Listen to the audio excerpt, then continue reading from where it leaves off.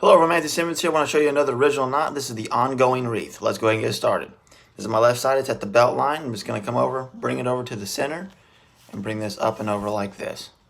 I'm going to start a wreath right here, and we're just going to go straight down the center right there. And then I'm just going to fold this in half,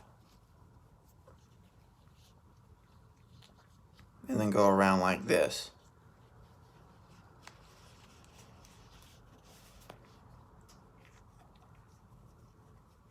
Do another wreath, bring it in between the tie and that one that I did,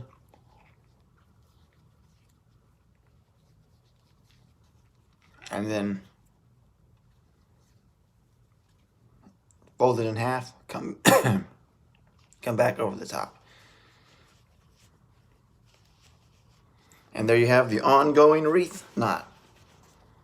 So on your side, my friends, you're fearfully wonderfully made, and we'll catch you in the next video.